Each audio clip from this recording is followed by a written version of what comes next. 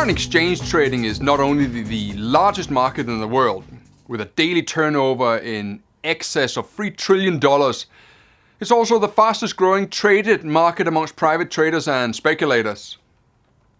We'll be looking briefly at the history of FX, how it's used in the world of global commerce and tourism, but most importantly, we want to show you how foreign exchange trading works, the terminology behind foreign exchange trading, and even more importantly, how you go about placing your trades. In September 1992, I was due to start my university education in England. And I'd saved my money in Danish kroners, and I had a good idea of how much I would receive in pound sterling. But being young and somewhat naive, I had little idea what was going on in the international money markets. But almost to the hour, as I walked to the bank to instruct them to convert my life savings from Danish kroners into pound sterling, drama was unfolding in the international markets, with the Bank of England being locked in battle with legendary speculator George Soros. As they say, the rest is history, but as the pound sterling fell from grace over those hours in September 1992, I made 20% more on my Forex conversion from Danish kroners to sterling than I would have done if I had changed my money and my savings only a week earlier.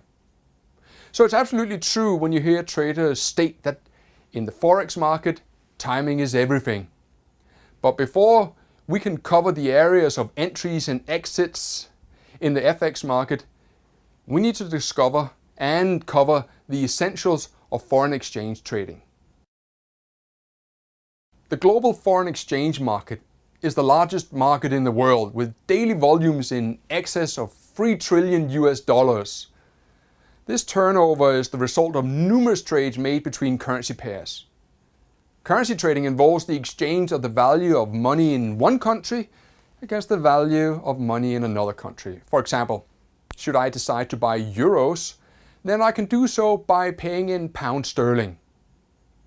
When you trade, you'll always trade a combination of two currencies, referred to as a cross-currency or a currency pair. You will be long one currency, the one you bought, and you will be short another currency which you sold. There are a number of reasons why people engage in currency trading. Whilst on an individual basis, many transactions are undertaken as a means of acquiring foreign currencies, for example for tourism purposes. Other transactions are investment orientated, but the principles behind these transactions are the same.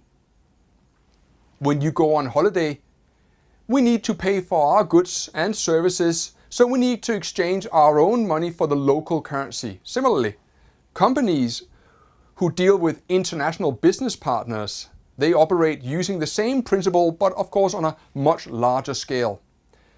Ultimately, trades that are undertaken in a foreign country needs to be carried out using the local currency. But by and large, the largest group of participants in the currency markets are speculators.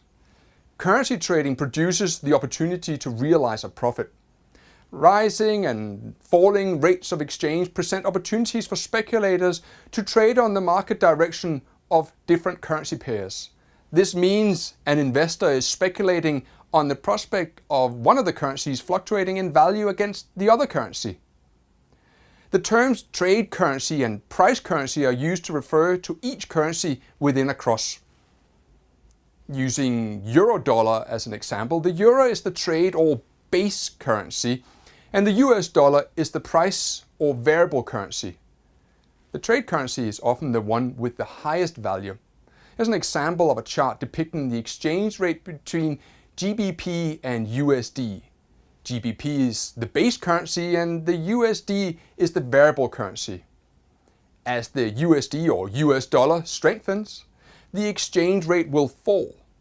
As it weakens, the exchange rate will rise. And this applies to all levels of currency trading. For example, if you're going on a holiday and the US dollar is weak, then you will be able to buy more US dollars for your pound sterling. We should note that foreign exchange is not traded on a physical exchange as it is with equities or commodities. It is conducted OTC, or over the counter. As such, currencies are categorized into three bands. There's the major bands, there's the minor currencies, and then there's the exotic currencies. The following currencies are the most widely traded, and they are referred to as the major currencies. And in that group, you'll find the US dollar, you'll find the Japanese yen, the euro, British pound, the Canadian dollar, the Australian dollar, and the Swiss franc. Most major currency pairs are priced to 4 decimal places. Hence, the incremental movement is that of the last decimal place. This figure is referred to either as 1 basis point or, as it's known in the jargon, as a pip. When, for example, you hear the expression "the price moved 10 pips today," you will understand that the 4th decimal place has shown a movement of 10 in a given direction. The spreads are the difference between the buying and the selling price of a currency pair or rate of exchange, and these are often quoted as bid or offer prices.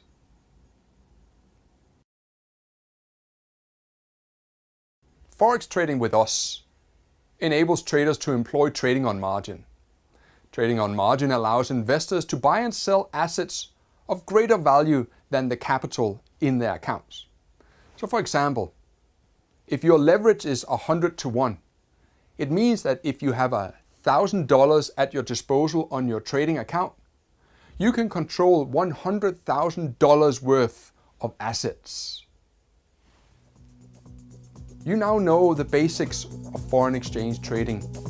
You should now understand the terminology and the mechanics of Forex.